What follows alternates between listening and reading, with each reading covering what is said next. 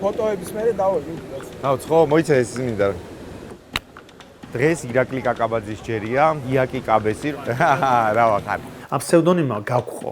თითქოს სხვისია. ვერ გაუძლებს უნებას და მომინდება რომ ავტორად ეწეროს დათო გორგილაძე. ნუ თამდავლობ. დამნაშავე დანაშაულის ადგილას ყოველთვის ბრუნდება. რადგან შენი ფორმატია, თორე უხერხულია საკუთარ თავს. არა, აწი გვიანია, რახან დავტავდი და გვიანებულია. ფაქტია, აქ დაიბადა ლიდერი. მე ვარ ძალიან ცუდი პროგნოზისტი. მე ცუდი ამომრჩეველი ვარ. პარტიულ რაღაცა ავტორიტარიზმზე და დიქტატურაზე გადავდივარ. ისეთი აღარ ხარ, როგორიც იყავი წამოსვლამდე. რომ მოვყვე, ვიღაცას აეტირება კიდევ. არ მეგონა თუ შევწ და შეგიძლია რომ აი მოკლედ თქვა. ამბავი არის რომ მე ვარ ომგამოვლილი ბავშვი. ვარ ებრაელი რაბინი. ერთი ადამიანის ტყავში არ გაჩერების ამბავიც არის. გახსოვს არ გვითქვამს, ვერავის და ვერ ყვები რა მაქვს ნანახი და რა მაქვს გამოვლილი. არასდროს არ მქონია ძალა მესაუბრა ამას. ვისთან ერთად გამოხვედი აფხაზეთიდან? რეისები არ იყო, დაჭრილები გადაყავდა. პაპაჩემ გამომიყვანა და დაბრუნდა. დაბრუნდა? დაბრუნდა ბებიის გამოსაყვანდა და ვეღარ შეძლო. იგრო იყო ძალიან დიდი გზის დასაწყისი. ცნობიერებდი თუ არა? აი ესე ძალიან საინტერესო ამბავია რა. როგორ? აი როგორ? მე მგონი ლიტერატურასაც აქვს გარკვეული ცოდვა მაგ მიმართულებით. როცა ჩემს ასეხებ ვეღარ გპატიობ, მეგობარი ხარ თუ გენიოსი ხარ თუ რა ვიცი რაც არ უნდა შექმნა. დავით კლიაშვილის სამანშვილის დედინაცვალი, შუშანიკი. ყველა ადამიანს თავისი გზა აქვს, არ არსებობს არანაირი რეცეპტი, არ არსებობს არანაირი ფორმულა. ფიქრი არ ქონია რომ მორჩა. მორჩენილ ამბავზეც არ მქონია. შენ გაჩვდებ ამ წიგნს მაშინ. კაკაბაძემ კარგად ისწავლა. ძალიან, აი ისეთი კაი ეპიზოდი გამოვა რომ ვერ წარმოიდგინე. ერით მადლობა შენ.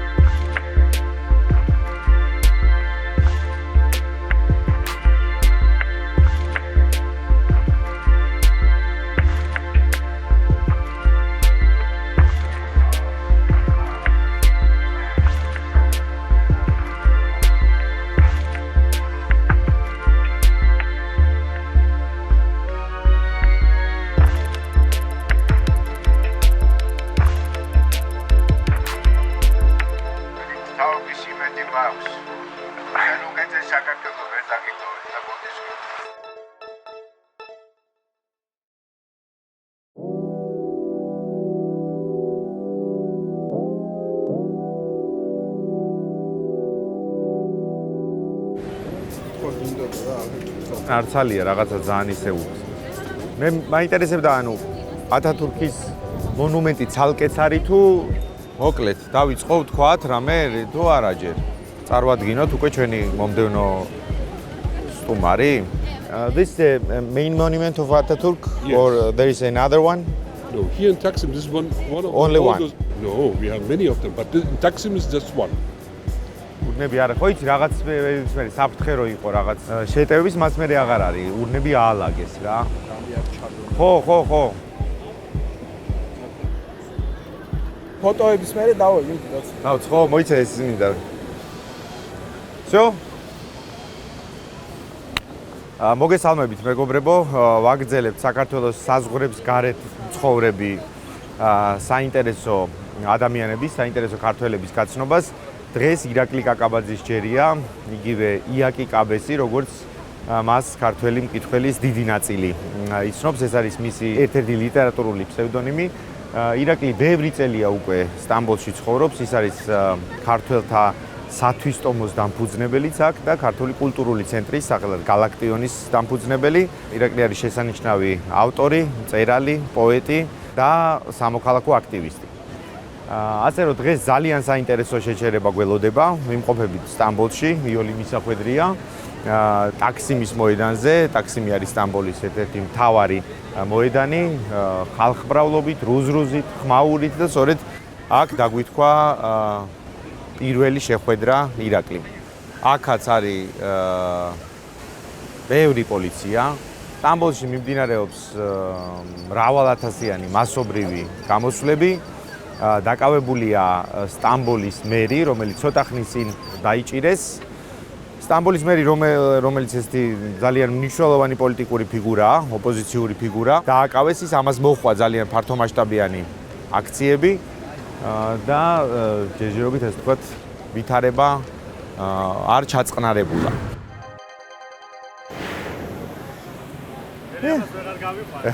რა ვახარ? ხო, ვერ მოიცადე. დუგრი. მე ამას არ ვიცო, ვაფშე არ ვიცოდი ამის არსებობის. მართლა არ ვიცოდი შენ თუ.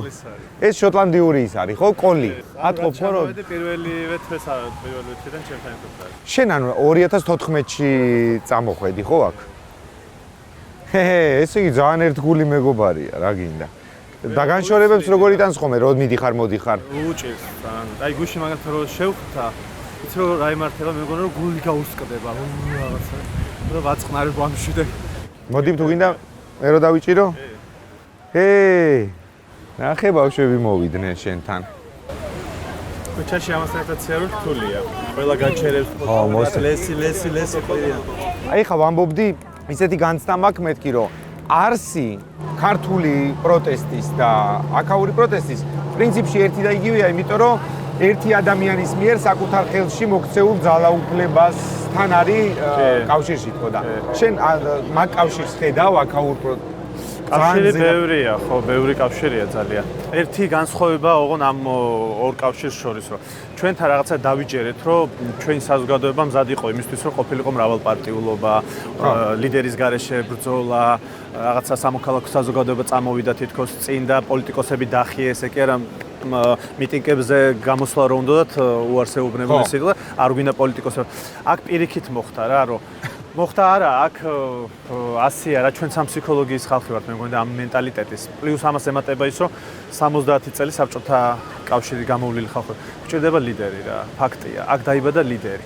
ლიდერის გარეშე იმამოღლუს გულის ხო, ხა? ამ ლიდერის გარეშე აქ წარმოუდგენელი იყო თუნდაც საპროტესტოსო თავი დავანებოთ. ანუ შიგნით საზოგადოებაში რაც ხდება, ის მუხტი, ის სამოქალაქო ახლიდან საზოგადოების დაბადება და ასე შემდეგ და როგორც ჩანს ჩვენთანაც რაც არ უნდა მე არ მინდოდეს ეს რომ რაღაცა მოდავართ ამას მესიანებს რა ლიდერზე ვიძა. ვიღაცა ავტორიტეტი, მორალური ავტორიტეტი, ვისაც დაუშვათ ამდენი ხალხი რაღაცნაირად გაყვება და ვინც თუნდაც იქნება ტიპი, რომელსაც შეიძლება რომ ვიღაცები გააერთიანოს, გარეთა სამყაროს დაელაპარაკოს და ასე შემდეგ რა. მესმის, რასაც გულისხმობ, ანუ ფაქტია, რომ საქართველოში ეგ ლიდერი არ ჩანს. და დიდი ხანი ალბათ არ გამოჩნდება. სალომე ზურაბიშვილს მიაწერეს, მაგრამ ფაქტია, რომ ეს მის გარშემო ესეთი კონსოლიდაცია თუნდაც სხვა პარტიების და ის ვერ შედგა. ჯერჯერობით ყოველ შემთხვევაში. აქ აი ამ ტიპს ეხა ეს წარსული ცუდი, ასე ვთქვათ, გამოცდილებები ან კაი გამოცდილებებიც არ აქვს. ხო, ეს არ არის ის პოლიტიკოსი, რომელსაც დაუშვათ ქონდა ის გამოცდილება, რომ სხვადასხვა დროს სხვადასხვა ძალასთან იდგა, სხვადასხვა პროტესტ. ეს იყო ტიპი, რომელიც ძალიან მაგარი მერი იყო, ანუ მანამ აქ ხო 12 ეხა ხო მოქმედი მერი არის. ხო, მაგრამ აქ ხო 12 რაიონული მერია ფაქტობრივად, ან და ყველა არჩევითია. და პლუს მერე მთავარი მერია. ხო, ეს არის მთავარი მერი. ეს არის მთავარი, მაგრამ დაიწყო ერთ-ერთი რაიონის მერობიდან. რომლით? ბეილიქთუზი მე მგონი, ბეილიქთუზი. ხო, რომელიც წარმატებული იყო და მერე გახდა მერი რა და ფაქტობრივად ეს ისეთი პარტიული მაშინის აქტიური ის არ იყო და მერე იყო რომ პარტიულ საქმიანობაში ჩაერთო, როდესაც უკვე პოპულარული გახდა როგორც მერი. ერდოღანი იმავე ბეთქვეშ აღმოჩნდა 27 წლის წინ, როცა თვითონ იყო მერი და თვითონაც ძალიან გასაოცარი ამბავია. ხო და აი მაგას ლიტერატურულად როგორ უყურებ, რომ რაღაც აი რო ამბობენ რომ დამნაშავე დანაშაულის ადგილას ის ყოველთვის ბრუნდება. ეგრევე ხო არ არის რომ ძალიან გასაოცარი ამბავია ჩემთვის. შეცდომას იმეორებს. ძალიან გასაოცარი ამბავია რომ მისგან არის ეს რომ ზუსტად იგივეს ფაქტობრივად ტრამპლინი რაც იყო მისთვის იგივეს უმზადეს მე ესე ვხედავ რა ვიცი რა. ცოტა გასაოცარია, მაგრამ უკვე მე ჩემი პირადი ასე ვთქვათ აზრით დაკვირვება არის რომ თვითონ უკვე იმდენად არ არის გადაწყვეტილებების ასეთი გადაწყვეტილებების მიიღება, რამდენადაც მის გარშემო დარჩენილი ის გუნდია, რომელიც მისი არსებობით სარგებლობს და ჯერ კიდე იკვებება. თორე მე არ ამჯერა რომ თვითონ მარტო წასულიყო დავუშვათ ამ გადაწყვეტილებაზე, იმიტომ რომ თუნდაც პირადი გამოცდილების ამბავია.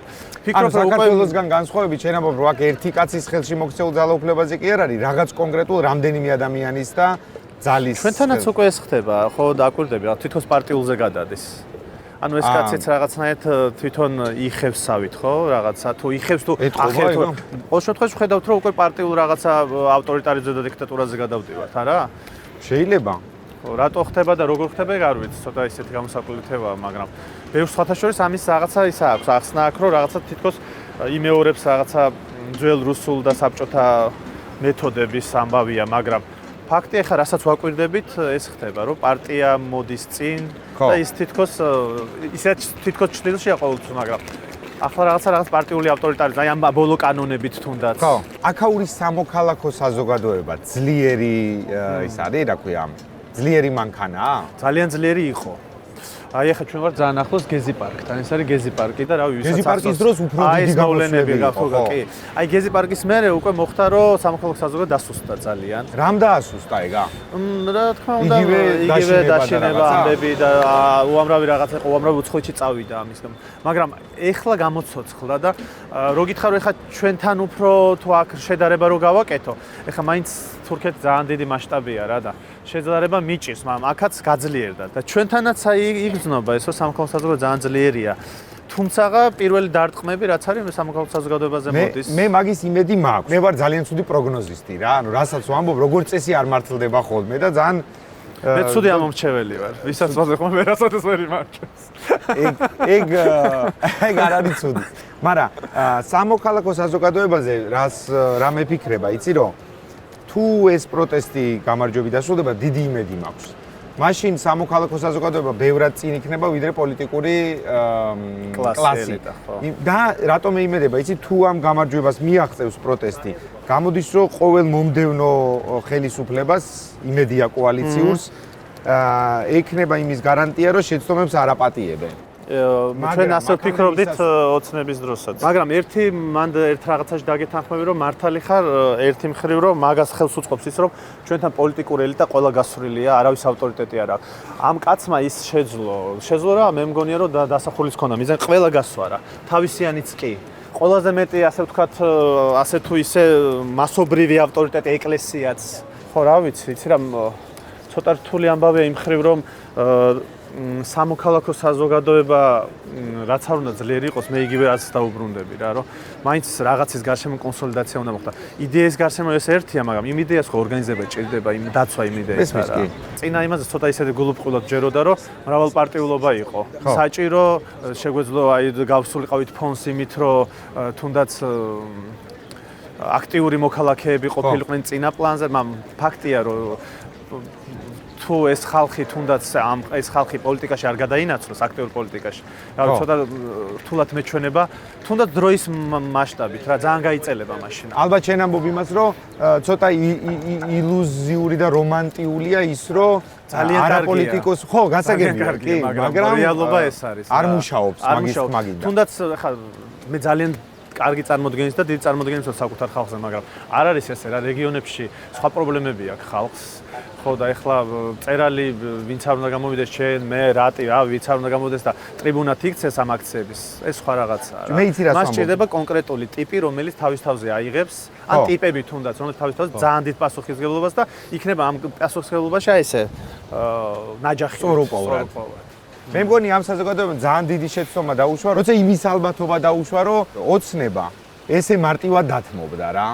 ხო, მეც აი ჩემ თავზე მაგაზე ვბრაზდები და აი არჩევნების წინ ვიღაცებს ვამშვიდებდი, ვიღაცები ვინც იყო ესე პესიმისტურად განწყობილი და ვეუბნებოდი არა რაღაცა და ჩემ თავზე ვბრაზდები. იმიტომ რომ ერთი მხრივ ის პროპაგანდას ვერ დავარქმევ, მაგრამ ის პოზიტიური მუხტი რაც მოდიოდა სამოქალაქო საზოგადოების ტიპებისგან, ვინც აკვირდებოდა არჩევნებს, უნდა დაკვირვებოდა იმ ოპოზიციური და მეც გადმომედო ეს. თურმე ისინი ქვედა დინებებით მუშაობენ მაგაზე რა, იმიტომ რომ ეგ რისკი გააცნობიერეს მართლა რაც. ხო და მაგაზე ჩემ თავზე ვბრაზდებ, პლუს იმ ტიპებზე ვბრაზდებ, ვინც დიდი ხანია პოლიტიკაში. იმათმა როგორ ვერ გაანალიზა, აი, ვინც არჩევნებს მანამდე ატარებდა, თუნდაც ხო ყოფილები. იმათმა როგორ ვერ გაანალიზა, როგორ ვერ ათქვეს. ჩვენ აი აქ უნდა მან აქეთ მივიდა. აქ უნდა ავიდეთ.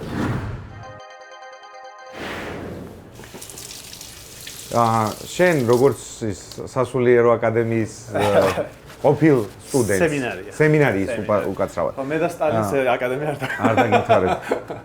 მაგრამ შენ სორგზაზე დადექი მე სტალინისგან განსხვავებით. ის არის გამორჩეული დღეს აღდგომა მნიშვნელოვანი დღესასწაულია.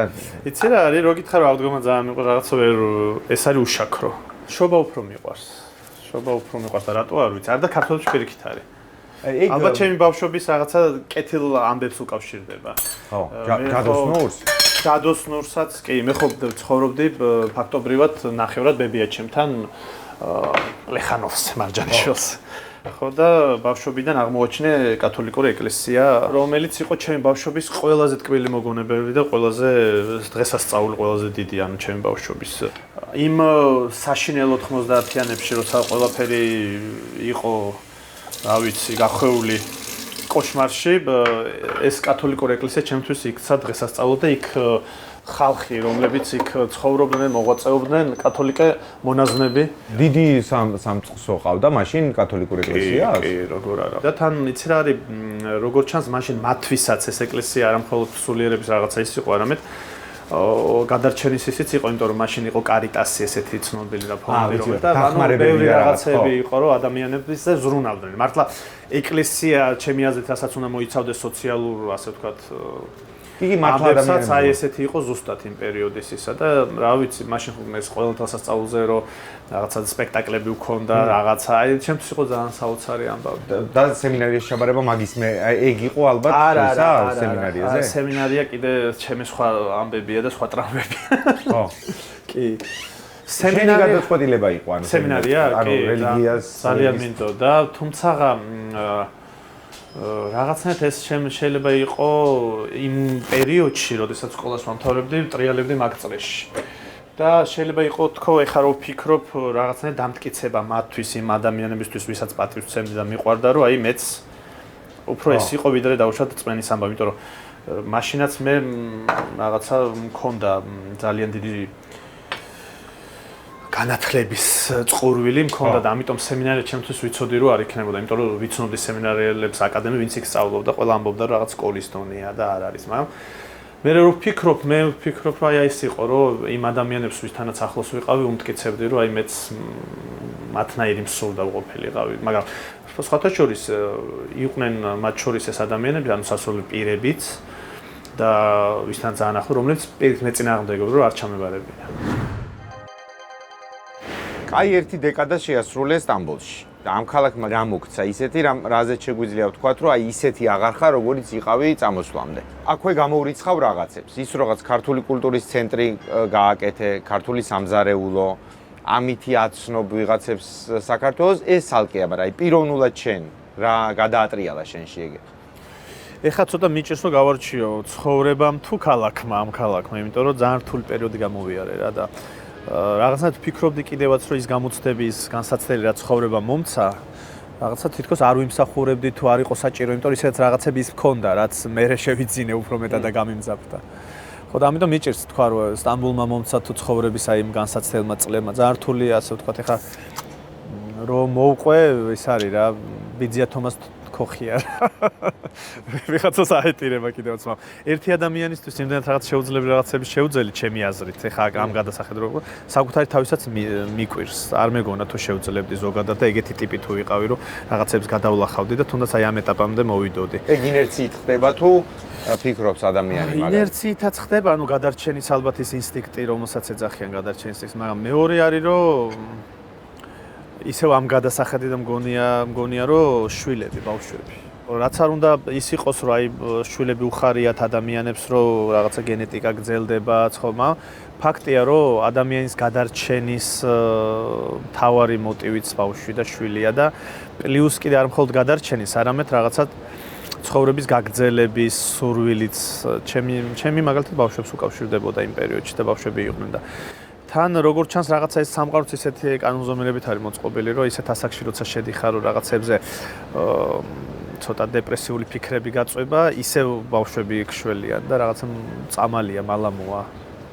ეგ რაღაც ეგოიზმთან ხო არ მივდივართ, რომ ჩვენ შთამომავლობას ვიჩენთ, იმიტომ რომ საჭირო დროს გადაგვარჩინოთ. ხო და მაგას ვეძაეთყობ, რაღაცა ეგრე არის მოწყობილი, რაღაცა კანონზომიერება, რაღაცა რომელსაც ბევრი ახსნა აქვს, მაგრამ ჩემ შემთხვევაში ასე იყო კი. პლუს გადარჩენის ამბავი იყო, რა თქმა უნდა, იმიტომ რომ ამოწყო ქალაქში, რომელიც ერთმა ჩემმა თურქმა მეგობარმა მითხრა, ქართველმა თურქმა, აქაურმა, როცა ვიწყებდი აქ ცხოვრებას, რომ ეს ქალაქი ისიც არ არის სტამბოლელი, ჩამოსულია ანუ რეგიონიდან და მას აქვს ასეთი რაღაცა და სულ მახსენდებოდა მისი სიტყვები, რომ გახსოვდეს, რომ ეს არის ქალაქი, რომელსაც შეუძლია ისე გადაგყლაპოს, რომ ანუ შენი კვალი არ დატოვოს, ან პირიქით შენ შეძლო ამ ქალაქის ისე გამოყენება, რომ პირიქით აგაშენოს. მე ვფიქრობდი ამ რუბრიკის გაკეთებას, მაგრამ მე მგონი საჭირო სწორი მომენტია, რომ ვილაპარაკოთ მაგ რუბრიკის ფარგლებში, რომელსაც ვაკეთებთ საქართველოს ბანკთან ერთად და ქვია არ გაჩერდე. და შენ თვითონ შეეხე მაგ თემას. შენ ხარ ადამიანი, რომელმაც ბევრი სხვადასხვა რაღაც სცადა და თავისი ცხოვრების გზა დაიდო ისე, რომ სულ ყოფილიყო რაღაც გამოწვევების წინაშე. და შეგიძლია რომ აი მოკლედ თქვა, აი შენი მაგ არ გაჩერების ვერ გთხოვ ფორმულას, ალბათ არ არსებობს ეგეთი რაღაც. მაგრამ შეიძლება არსებობდეს საბადოები, საიდანაც მაგ არ გაჩერებისთვის იღებ ენერგიას. მოდი იქიდან დავიწყოთ, რომ ყველაზე შეიძლება ითქვას ამის ამხსნელი ამბავი არის, რომ მე ვარ ომგამოვლილი ბავშვი. და სხვათა შორის ხშირად რო ვფიქრობ ხოლმე აი ომგამოვლილ ხალხზე, რომელიც მე თბილისში აღმოჩნდა, ტოლებს ეძახდნენ და ასე შემდეგ და მე უკვირდათ, რომ ეს ხალხი როგორ გადარჩა და როგორ ცხოვრობს დღეს ესე ჩვენზე უკეთ.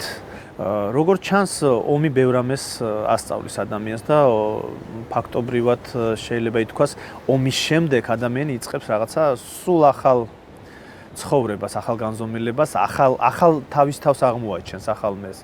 ეს ერთია. მეორე, რა თქმა უნდა, რაღაცა თანდაყოლილი ის მაქვს, ალბათ ეს რაღაცა არის გენეტიკური ამბავიც. ნავი უკავშირდება შეიძლება გვარსაც. ესე ტიპები არიან ზოგადად კაკაბაძეები, რასაც ვაკვირდები კი. ხო, რავი, ხა ყველაზე ესეთ ცნობილ კაკაბაძეებსაც რო გადავხედოთ წარსულს, სულ ესეთ ტიპები იყო, რაღაც აღმოჩენის ამბავი, ბრძოლის ამბავი, არ გაჩერების ამბავი და არის გენეტიკის მე ჩემს თავში ასაკში კიდევ უფრო მეტად ვცნობ გენეტიკას. ხშირად ამას ვებრძვი და აი მამაჩემის რაღაცებს რო ხედავ ჩემ თავში, ან თუნდაც მეტყველების მანერასაც კი ვებრძვი, მაგრამ გინდა თუ არ გინდა ისახარა. მაინც რაღაცა პროცენტში ამ გენეტიკას უბრუნდები. ხშირად არის ეს თემატიკა ლიტერატურაშიც, კინემატოგრაფიაშიც, რომ ასაკში როგორ უბრუნდებიან ადამიანები რაღაცა ისეთ ძირებს, რომელიც მთელი ცხოვრება ისე იცხოვრეს, რომ არასდროს არ ყოფილა მათში რა. უბრალოდ რაღაც გენეტიკური კანონზომიერებაც შეიძლება იყოს. კი.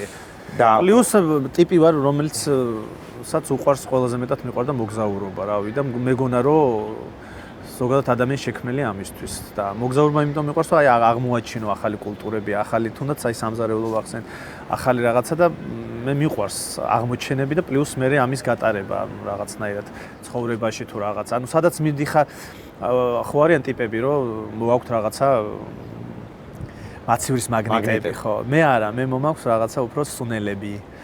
ანუ იქაური გემოები, იქაური სურნელები და რაღაცები რა და მიყვარს ეს რაღაცა და ალბათ ეგ არის და თან ხა ცოტა რთულია ისაუბრო, მაგრამ ლიტერატურული იმითაც რომ მივიდეთ.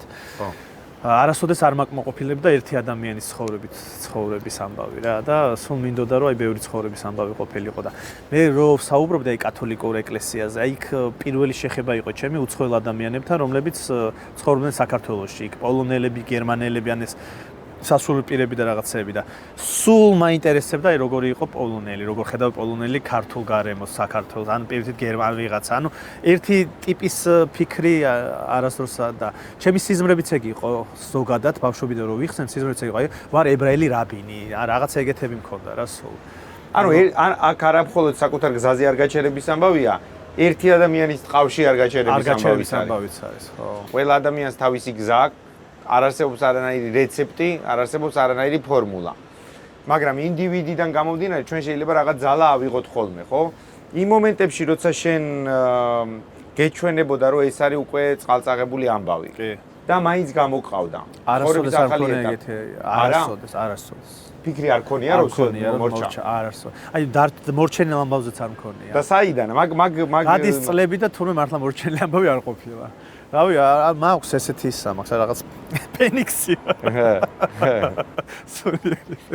აი, ჩემი უფროსი ვაჟი მეუბნება ხოლმე, რომ აი შენაირი მყარი ფსიქიკის ადამიანი არ მინახავს, რა, ეხლა თვითონ რაღაც გარდატეხის ასაკი აქვს, რაღაცები შფოთავს რაღაცებს და ისა და რომ მეუბნები რო ველება, მეუბნებას, რომ შენაირი ხანდახან მგონია რომ არა გაქვს საერთოდ რა, ესეთი ის. მართლა მაქვს, რატომღაც, მაგრამ ესეთი არ ყოფილი, ემოციური ვარ, ძალიან ემოციური ვარ. იმდენად ემოციური ვარ, რომ რა ვიცი ფილმებზე დღემდე ვტირი ვარ და თუნდაც აი ბავშვები დამცინიან ხოლმე. ერთად რო უყურებთ რაღაცა ფილმს, გადავწყვეტავთ რომ ერთად უყუროთ, რაღაცა ისეთი მომენტია მიყურებენ, რომ ვიწყებთ თუ არა ტირილს. ხო, ემოციური ვარ, მაგრამ აი რაღაცა ისა მაქვს, მყარი ფსიქიკა მაქვს, რომ ეგ მყარი ფსიქიკა აუცილებელია არ გაჩერების გზაზე? ალბათ ერთ-ერთი ისეთი ის არის კი, ერთ-ერთი მაგარი მოტორია, რაც არ გაჩერებს კი. აი მანდ რო ჩაგეკითხო, ის რო შენ ძალიან ემოციური ხარ შინაგანად. ამას არ მალავ პოეზიაში.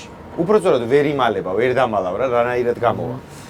ამაზე მე დამატებით ვილაპარაკებთ, მაგრამ განსაკუთრებით იაპონურ პოეზიაში, ხო, რაც ისე გააკეთე, რომ ჩემ გარშემოც კი ბევრი ადამიანი იყო, ვისაც ეგონა რომ ეს არის იაპონელის დაწერილი. იმდენად პირწმინდად იაპონური ესთეტიკა აქვს. დიდი მადლობა. მანდ ისეთი გრძნობიარე თემებია და ისეთი ჰაეროვნება, რომ ხანდახან იფიქრებ, რომ შეუძლებელია ეს რაციონალურმა და მყარი ფსიქიკის ადამიანმა დაწეროს. და აი მაგ მიჯნას ესე იგი გამოდის, რომ ცხოვრებაში, როცა შენ პირადად ირაკლი კაკაბაძეს ეხება საქმე, იმისთვის რომ შენ არ გაჩერდე, გჭირდება მოქალაქე ირაკლი კაკაბაძის ფსიქიკა, პოეზია შეგიძლია რომ ეგ გამორთო. გათიშვით არ ითიშება ეგ, მე ვერ ვთიშავ იქაც, მაგრამ ყოველ შემთხვევაში აი ის რასაც ვლაპარაკობთ, ალბათ აი სიფაქიზის ამბავი რაღაცა ის მანდ ვლინდება ალბათ და მანდ უფრო ვავლენ და რაღაცა, რომელიც მე ცხოვრებაში აღარ მჭირდება რომ გამოვალო, თუმცა ცხოვრებაშიც რა ვიცი, იცი რა, რადგან შენი ფორმატია ასე, თორე უხერხულია საკუთარ თავს ვარ. არა, ფორმატი ეგეთია, აწიგვიანია, რახან დავთანხმდი და გვიანებულია. ალბათ ის სიფაქიზე და ის რაღაცა ეგ პოეტურობა, ეგ რაღაც სილამაზის დანახვის ამბავი ცხოვრებაში სასაცილოდ შეიძლება გამოჩენილი იყო, რომ არ მქონდეს პოეზია დაუშვათ და პოეზიაში არ ვავლენდე. ანუ ეს მედიუმი არსებობს და აქ შეგიძლია იქონა ის და პლუს პირველ რიგში საკუთარ თავისთვის ვწერ, იმიტომ რომ ჩემთვის ეს არის ძალიან დიდი რელაქსაცია. ძალიან დიდი ფსიქოლოგიური რაღაცა სიმშვიდის მომტანი და ანუ ვიხარჯები. აი ის თემები რაც ვახსენეთ, თუნდა გამოვლილობა და ამბები, მე ვერსად ვერ ყვებოდი და არავისთან ესეთ არავისთან ვერ ყვები, რა მაქვს ნანახი და რა მაქვს გამოვლილი და იცოდა ბებიაჩემა და პაპაჩემა, რომელთან ერთადაც ეს გზა გამოვიარე, თორემ მე ეს არავისთან არ მისაუბრია. პირველად ვისაუბრე, როცა დავწერე. და ვწერ. იმიტომ რომ მანამდე არ შეხვდა ვინმე ისეთი თუ არასდროს არ მქონია სურვილიც და არც რაღაცა ძალა მესაუბრა ამას. იმის და მიუხედავად, რომ ერთი წელი შენ წარმოიდგინე ამ ამბის შემდეგ ჩვენთან სახში საპირფარეშოს კარი ხმაურობდა რა და ხმაურითაც იკეტებოდა და აი ერთი წელი შენ წარმოიდგინე იმ ხმაურზე სული მქონდა რომ მაგიდის ქვეშ დავმალულიყავი ან სადღაც ანუ იმდენად რთული რაღაცები მაგრამ არ მისაუბრია არასოდეს არ და ვერ ვსაუბრობ. მანამ სანამ გამოსulis წიგნი არ გამოსulis წიგნამდე ვერასად ხო ერთადერთი ხო გეუბნები ამ სამეულშიც ანუ პაპაჩემთან ბებიაჩემთან და ჩვენც არ გვისაუბრია ერთმანეთში იცი არასოდეს. იმიტომ რომ იმათაც იგივე ის ხონდა შეიძლება. ერთმანეთს გახსოვს არ გვითქვამს აი ეს რაღაცა ეს არ ქონია. იმის და მიუხედავად რომ ბებიაჩემიც შემნაირი ტიპი არის იმ ხრივ რომ ქალი იყო აი ფენიქსი ქალი და პაპაჩემი ესეთი არ იყო. პაპაჩემ ფაქტობრივად ჩვენ ვათრიეთ, ზურგით ვათრიეთ თავისი ფსიქიკითაც და იმ გზაზეც რაზეც გამოვიარეთ. ანუ ძალიან სუსტი ადამიანი იყო. კი, ძალიან სუსტი ადამიანი იყო ამ ხრივ რა და ფაქტობრივად ძალიან პოეტი იყო ცხოვრებაში, მაგრამ ლექსიას დაუწერია. შეძლო რომ სიმღერაზე ეტირა მით უმეტეს რაღაცა და აი ისეთი იყო, არ ვიცი და მაგრამ შენ ეგეთი ხარ, მაგრამ მეორე ტიპი ცხოვრობს. მეორე ბებიაჩემის ამბავია და ორივეს გაზრდილი ვარ. ფაქტობრივად ორივესთან კი, ეხლა დედაჩემის იმას არ ვაკნინებ, მაგრამ ისე იყო რომ დედაჩემის თავიდანვე რთული სამსახური ჰქონდა, მუშაობდა რაღაც გასაიდუმლოებულ ქარხანაში საბჭოთა პერიოდში და მერე ცოტა ხანი კიდე, სადაც აწარმოებდნენ ქიმიურ რაღაცებს, რომელიც მერე სამხედრო სამსახურში გამოიყენებოდა და ავიაციაში და ასე შემდეგ. და უწევდა ფაქტობრივად ღამის ცვლები და ამიტომ ბებიაჩემთან ვარ ფაქტობრივად გაზრდილი და მერეც ბებიაჩემი შვილიშვილი ყავი, იმიტომ რომ ყველგან მივყვებოდი სულ მასთან ერთად ვიყავი და ამიტომ ამ პაპაჩემის და ბებიაჩემის ხასიათიც მაქვს გამოყოლილი და რაღაცა ქცევებიც და ასე შემდეგ და ამ ორ ადამიანს უმადლი. ვისთან ერთად გამოხვედი აფხაზეთთან? პაპაჩემთან ერთად, ბებიაჩემი დავტოვეთ. და ჩვენს ნათესავ კაცთან ერთად და ბებიაჩემი არ წამოვიდა დარჩა, მაგრამ მე მასაც ესე მოუწია რაღაც რთული გზებით გამოსვლა. პაპაჩემი გამოვიყვანა და დაბრუნდა. დაბრუნდა? დაბრუნდა ბებიის გამოსაყვანა და ვეღარ შეძლო. უკვე აღებული იყო ჩვენი, ასე ვთქვათ, სოფელიც და რაიონიც განთიადი და ლესელიძეც აღებული და ვეღარ შეძლო დაბრუნება. არამედ იმიტომ დაბრუნდა არადა, რომ ბებია ჩემთან ერთად წამოსულიყო უკან და ბოდიში რომ ამას გეკითხები, შეიძლება არ არის ოლი გასახსენებელი, მაგრამ ეგ დიალოგი თუ გახსოვს, მე დავრჩები და თქვენ გასაგებია რომ შენზე აიღეს სწორება, რომ შენ გამოერიდებინე. პირველ რიგში იყო ბებია ჩემს გულუბრყვილობა, რომ არ ჯეროდა, რომ მოხდებოდა ის რაც მოხდა.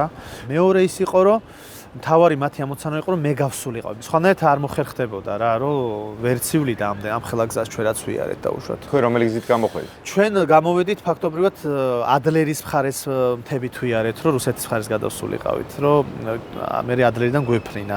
ჩვენ ნაცავი კაცი რომელიც გამოყვა, იმან იცოდა გზა და იმან წამოგვიყვანთ, თორე პაპაჩემ არის, პაპაჩემ თბილისელი კაცი იყო, ისვენებდა აფხაზეთში მხოლოდ. რო გამოდიოდი რა ფიქრები გქონდა? ანუ ხვდებოდი რომ ეს ძალიან რთული გზა მთებით, რომელიც კაცმა არ იცი სად მიდიოდა შენთვის. რომ ძალიან შორეულ გზაზე დაგაყენებდა. თბილისი, მე არ ვიცი, პეტერბურგში სწავლა, სტამბოლი, ვირტუალურად იაპონია. აი ეგ რო იყო ძალიან დიდი გზის დასაწყისი. ბავშვი მაგას აცნობიერებდი თუ არა? ალბათ არ ვიცი, ვერა. იქ ერთადერთი რაც ჩამერთო ეს იყო ზრუნვა პაპაჩემს. პირიქით უნდა ყოფილიყო, ხო, პაპაჩემს გავყავდი და ის, მაგრამ ხო გეუბნები ისეთ ბუნების და ისეთ სუსტი იყო ძალიან იმითაც ფიზიკურადაც, ანუ რაღაცა ის კაც რომელსაც, რა ვიცი, წიგნი, საჭე, სხვა არაფერი არ მოიკითხებოდა, ისეთი ის იყო და უფრო ის ჩამერთო, აი 11 წლის ბიჭ ჩამერთო, რომ ზრუნავდი მასე, რომ როგორ გაივლიდა ამ გზას და როგორ დადიოდა და ძალიან უჭირდა სხვათა შორის და ისა და იმ კაცმა ძალიან იმ ჩვენმა ნაცნობ კაცმა ძალიან იმარჯვა და ძალიან ივაშკაცა რაღაცა.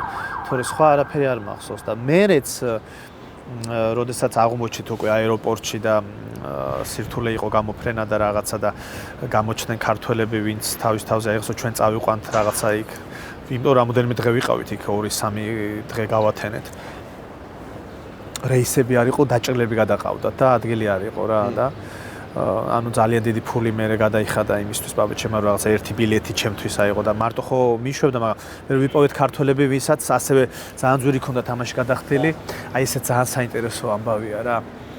მიდის ომი, ფაქტობრივად როგორი ომი, ხო, იხავცება შეიძლება ითქვას მთელი გენოფონდი ქართული, ხო, როგორი ასე ვთქვათ, ახალგაზრდები და ასე შემდეგ და ამ დროს ჩვენ ადლერის აეროპორტში ხვდება 3 ქართველი, რომელიც სავაჭროთ იყო მოსკოვში წასული. და საერთოდ მათ საუბარში ეს ომი არ იგრძნობა. ან ჩვენ ჩემთან შეეჯახნენ და პაპაჩემთან რომ ომია. ხო და კი მაშინ უთხრეს რომ ანუ ბიძაჩვენო ჩვენ წავიყვანთ შენარინე რომ ჩავიყვანთ და რაღაცა და ფოთამდე ვიფრინეთ რა, ანუ სხვა ფრენა არ იყო, ანუ ფოთის სამხედრო აეროპორტში ჩავფრინდით, იქიდან წამიყვანეს მერე სამტრედიაში მამიდაჩემთან, ნაცავებთან და შეასრულეს იმათმა პირობა. კი, პირობა კი არა და მე რაღაც ამათი კოორდინატები ვქონდა, რაღაცა ბებიაჩემი მეც რო გადარჩა და ჩამოვიდა თბილისში და რაღაცა მოვიძიეთ ეს ხალხი რაღაცა უფრო დიდი მადლობისთვის და რაღაცა და ძალიან ისეთი ხალხი აღმოჩნდა, მაგრამ ნუ მე იმას ვიძახი რომ აი ერთი პატარა ქვეყანა როგორ ორ სხვადასხვა სამყაროში ცხოვრობდა და ომის დროს. რა შესაძლებელია, მაგრამ იგივე განცდა მეუფლება ხოლმე ხანდახან აი თბილისში ხან რაღაცა პროტესტი რომ მიდის და რუსთაველი გუგუნებს და შეიძლება გახვიდე პეროვსკაიაზე და ხალხი ბარში ზის. არის ასე. როცა აქედან ვუყურებ მოვლენებს, უფრო იმედიანად ვარ ხოლმე. იმიტომ რომ ვუყურებ რაღაცა თითქოს ერთი მხრიდან. იქ რო ჩავდივარ პირიქით. აი ჩვენი წამოსვლის მიზეზი პრინციპში ეგეც იყო, რომ ის ადამიანები, რომლებიც ჩვენთვის ძალიან საინტერესოა, როგორ ხედავენ არა მხოლოდ იმას, რაც ახლა ხდება, არამედ როგორ აფასებენ საქართველოს დამოუკიდებლობის 3 წლეულზე მეტს და რამდენად იმედიანად უყურებენ. იმიტომ რომ ხო აღმოაჩინეთ ჩვენ რომ კი ბატონო დამოუკიდებლობა მოვიპოვეთ, მაგრამ თურმე ვერ მოვიპოვეთ. თავისუფლებიც მთლად არ ყოფილვართ, რაღაც იგივე გავლენების ქვეშ ვართ, იმიტომ რომ ვისაც ჩვენ გამოიქეცი, იგივე ხალხს ხო, აი სამშობლოში დევნილი, როგორი ისეთი ამბავია. იცი რა, იმედიანად ვარ. რატო ვარ იმედიანად? ამის მიზეზებიც მაქვს, იმიტომ რომ რაღაცნაირად ვიცნობ თითქოს ჩვენ ხალხს და ჩვენი ხალხის ფსიქოლოგიას და ფსიქიკას. თან თავი ისა რომ ჩვენ რაღაცა ამ ბოროტების იმპერიასთან, რაც არ უნდა ვთქვათ, რომ ძალიან ბევრი მარცხი გვაქვს, გამოვიარეთ ძალიან დიდი სირთულეები და სისხლიანი წლები, მაგრამ გამარჯვებებიც გვაქვს. თითქოს პატარა არ არის პატარა გამარჯვება, ანუ ნუ დავაკნინებთ 14 აპრილს, 31 მარტს რეფერენდუმს და ასე შემდეგ. ანუ გამარჯვებები ბევრი გვაქვს. ერთადერთი ყოველ შემთხვევაში ის გველეშაპი, აი 14 აპრილი გველეშაპის დამარცხება პირდაპირ იმნიშნავს. კი, ვისეგონა რომ ამ ერთ მუჭაის რო ენა შეენარჩუნებინოს. კი ბატონო. მე 9 აპრილსაც გამარჯვება თუ უყურებ. მსხვერპლის ფასად, მაგრამ გამარჯვება. მაგრამ გამარჯვება. უიმედო რა კუთხით ვარ, იცი? დროში გაიწელება და გაიჭიმება, იმიტომ რომ ჩვენ სესავართ რაღაცა ჭიქის ფსიქოლოგიის ხალხი ვართ, რომ რაღაც პირთამდე უნდა ამოვიდეს, რომ გადმოვიდეთ. თან ნუ დაგვავიწყდება, რომ ამ 30-მა წელმა დაგვღალა. მართლა მოსეს გზას გავდივართ და დავიღალეთ რა დავღალა. ვისაც ფიზიკურად არ გაუვლია, ისიც დაღლილია, იმიტომ რომ რაღაც მეხსიერება მოსდევს რა. კი. და პლუს რა არის? ჩემი დაკვირვებით, მანამ სანამ სოფლიო კლიმატი იყო ის, რომ ხედავდნენ, გულშემატკივრობდნენ, ხარს გვიჭერდნენ, ჩვენც უფრო მაგარ ტალღაზე ვიყავით რა და ძლიერად. ეხლა რომ შეიცვალა რაღაცა სოფლიო კლიმატი ამ ტრამპის გადამკიდე და ამერიკის ყურადღებას სხვა მხარეს. ჩვენთანაც ეს ტალღა და ემოციამ დაიკლო, იმიტომ რომ ფაქტობრივად რაღაც ეთყობა გარშემო მხარდაჭერაზეც ვარ დაკავშირებული რა, დამოკიდებულები რა. ძალიან ბევრ ამას დავკარგავთ. დავკარგავთ რას, ანუ ის ინსტიტუტები, რომლებიც მოშალეს, დემოკრატიული ინსტიტუტები, მედია, თუნდაც რაღაცა სახელმწიფოებრივი მიღწევებიც, ხო, რომელიც ნელა-ნელა იკარგება ეს სიკეთე. აი მე ძალიან დიდი დრო დაჭირდება ამის ყველაფრის თავიდან. ეგ არის თორე მე ჯერა და ძალიან იმედიანად ვარ. არ არსებობს, აი არ არსებობს. ჯერ ესენი ისეთი ტემპით მიდიან ვაბანკზე. ისეთი ტემპით მიდიან, რომ თავის თავსაც ვეღარ აჩერებენ. ჯერ კიდე ჩვენ არ ვიცით რა შეუძლიათ გამოავლინონ. კუძე ფეხდაჭერილი, ასე ვთქვათ, უფრო საშიშია გველი, ვიდრე თავისუფალი. ჩვენ ვაკეთებთ ხოლმე ამ არ გაჩერდეს ჩაშლილ რუბრიკას, რომელსაც ქვია განათლების გზაზე არ გაჩერდე. და მან ვცდილობთ ხოლმე რომ სხვადასხვა ადამიანის ხედვა დავინახოთ იმასთან დაკავშირებით, რა ტიპის საწვავი და ბიძგი შეიძლება იყოს ადამიანის სურვილი, რომ ახალ ცოდნებს, სიბრძნეებს მიახლოს. შენთვის რა მნიშვნელობა აქვს მაგას, როგორც პედაგოგისთვის და როგორც თავის დროზე მოსწავლისთვის? თუ ცხოვრებით ცხოვრობ და რაღაც არ მიყვები ცხოვრებას და დინებას რაღაცა გვამივით, ამ შემთხვევაში თქვათ რომ განათლებას და შემეცნებაც ისეთი რაღაცაა, რომ მუდმივად ახალი გინდა, ახალს ეძებ, ახალი. თვითონ, რა ვიცი, ჩვენი ორგანიზმიც კი ისე არის შექმნილი, რომ ყოველთვის მოძრაობისთვის არის, ხო, გაჩერდები თუ არა, სხეულიც გიჩერდება და ხო, დუნდება და ასე შემდეგ და რაღაცნაირად სულ მოძრაობაში ვიყავ მთელი ცხოვრება და სულ რაღაცები მაიძულებდა, რომ თან მოძრაობაში ყოფილა, არა მხოლოდ ის, რომ ჩემი ბუნება იყო ასეთი. ყოველთვის ახალს და ახალს გთავაზობს ცხოვრება, თუნდაც სიკეთესაც, განსაცდელსაც და ასე შემდეგ და ამიტომ თვითონვე ცხოვრება გიკარნახობს, რომ არ გაჩერდეს, შეიმეცნო რაც შეიძლება შესამეცნებელი და თან იცი რა არის, კიდევ ერთხელ ვიძახი გახსოვს კითხარი, რომ ჩემი დიდი პრობლემა არის ეს დროის კარგვის და აი რაღაცა წარმავალობის ძალიან დიდი ისა მაქვს და ამიტომ სულ იმის შიში მაქვს, რომ აი დროს კარგავ უქმეთ.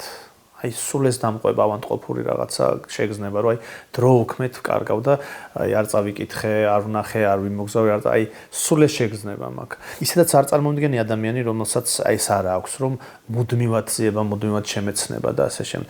სხვათა შორის მე რაღაცნაირად მაგანაც გადამარჩინა ხა იმ პერიოდში, როდესაც მე და ჩემს შვილებს ჭირდებოდათ რაღაცა იმ სირთულებიდან თავი დაგვეხსნა, ფაქტობრივად კულინარია ეს ჩემთვის კი რაღაცა ჰობივით და საყვარელი იყო, მაგრამ ხო ვისწავლე, ანუ უნდა მესწავლა, რომ მე რაც გავაკეთე, ანუ რომ პატარა რაღაცა ეს რესტორანი თუ კაფე რო დავაარსეთ, ანუ ისიც რაღაცა ფაქტობრივად განათლების და შემეცნების ამბავზე ეს იყო ის, რომ სამყარო უამრავ რაღაცას გთავაზობს და შენ უნდა აუცილებლად ამ სამყაროსთან აიღო, რომ შეძლო მე ან ცხოვრებაში გამოყენება, ან დაუშვათ საკუთარი რაღაცა გაზდაში გამოყენება და ასე და აღზრდაში გამოყენება. ზოგადად მე მიყვარს ადამიანებისა, ვისაც მე ძილი მიყვარს, ახლა ძილი როგორ არ მიყვარს, ძალიანაც მიყვარს, მაგრამ ძილის პარალელურად არ მესმის ადამიანებს, ვინც ჩერდება, ვინც არ მოძრაობს, ვისაც აი და ვერც ურთიერთობიცი ასეთ ადამიანებთან. უემოციო ადამიანებთანაც ხო მიჭირს აი ან უნდა იყო რაღაცა გამოხატავდე, უნდა გეწეროს რაღაცა და თან მე ჩემ თავს დავაკვირდი კიდე რომ სტამბოლში ცხოვრება მიშლის ხელს მე თბილისში ცხოვრებაზე. აი რომ ჩავდივარ თბილისში იმდენად დუნედ მეჩვენება, ყოფაც, რიტმიც ისეთი, აი ყველაფერი დუნე მეჩვენება სტამბოლის შემდეგ. აქ იმდენად მოძრავია, იმდენად ცოცხალია, იმდენად რაღაცა ის არის, ხო? ნუ მეგაპოლისი სტრაფია, დროც, ხო? იქ იმდენად რაღაცა ნელი მეჩვენება ყველაფერი, რომ რა ვიცი. სხვა უფრო ჩქარ მექანიზმში ვარ. კარგ იმას მივადექით, რა ქვია. კარგ ეტაპს. გვაქვს ესეთი რუბრიკა, ვილაპარაკოთ, სელფისთან ერთად ვაკეთებთ.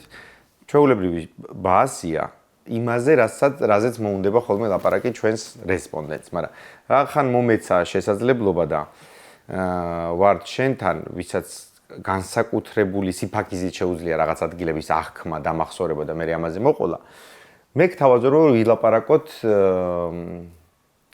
იმ ადგილებზე, რომლებმაც შენზე ყველაზე დიდი შემოქმედებითი შთაბეჭდილება მოახდინა. ანუ ყველაზე მეტად მოგცა ინსპირაცია საიმისოდ, რომ მე ეს ნანახი გექცია შემოქმედებად. არ ვიცი, თუ გინდა, კი ბატონო. ძალიან საინტერესოა,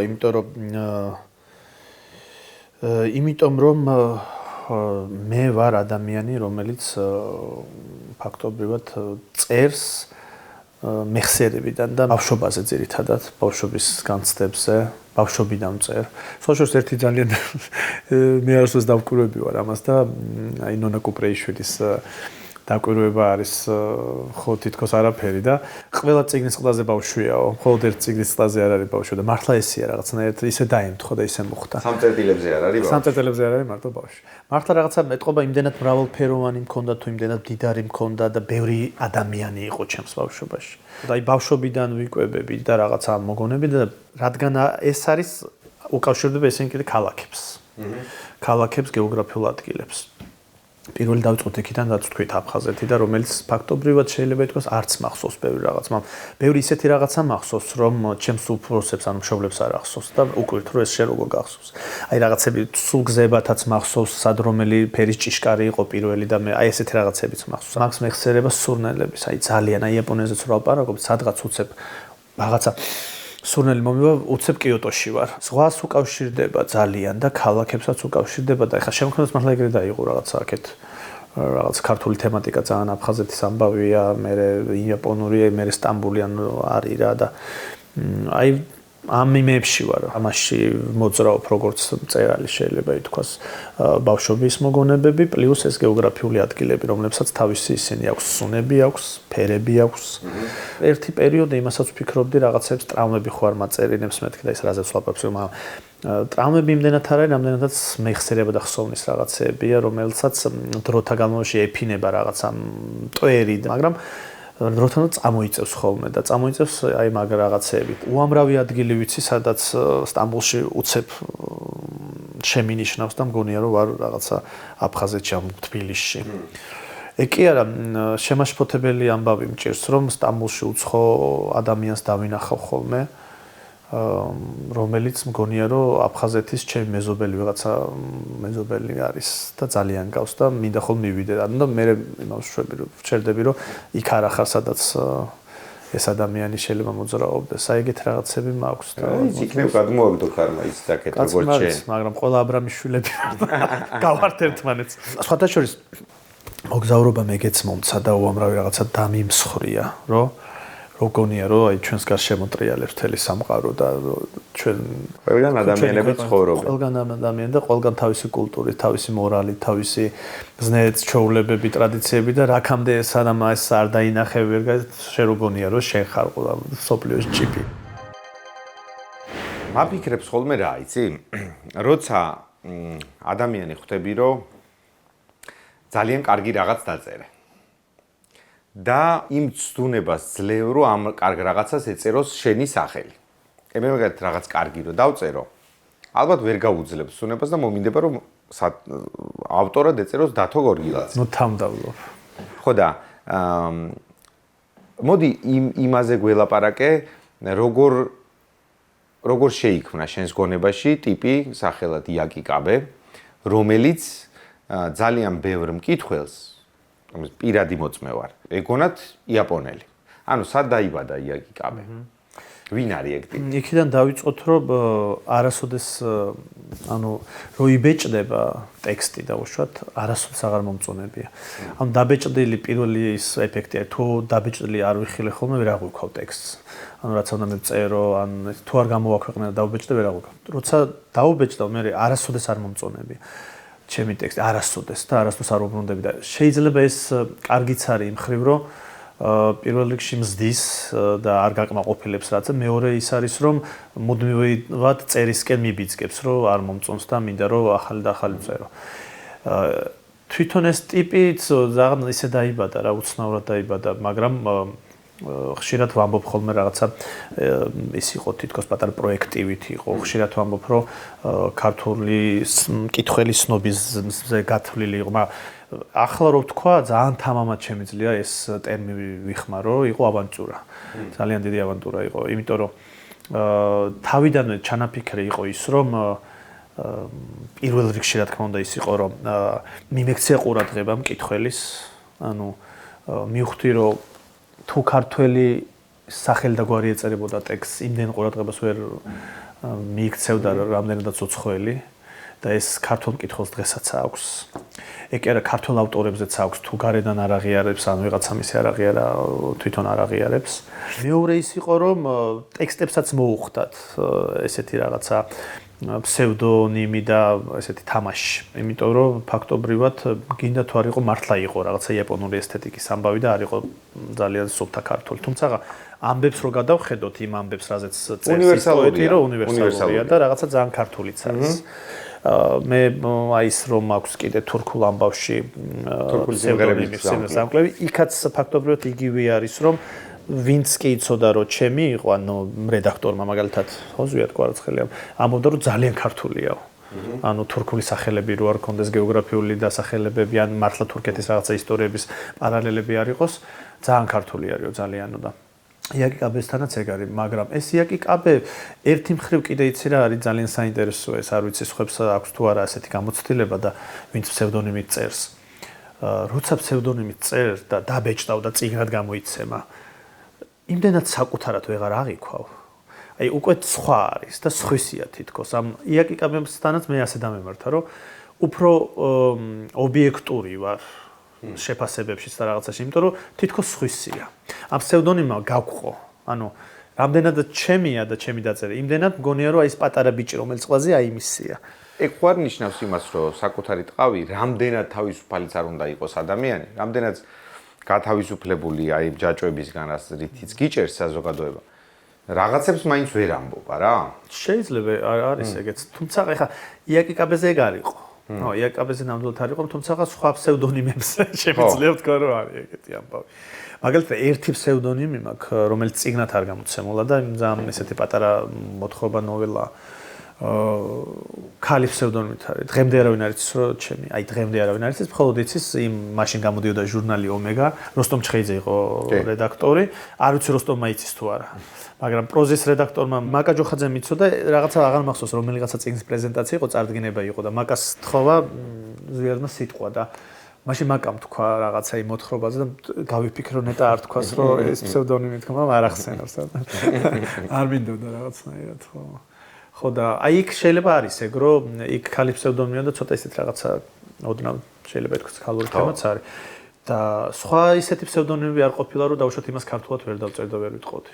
ეს იაპონიაში დაგჭირდა იმისთვის, რომ მათ გამოგეყენებინა მათი ლექსის წყობა და ესთეტიკა, თუ გინდოდა რომ იაპონურად მოგეთხრო ეგ ამბავი.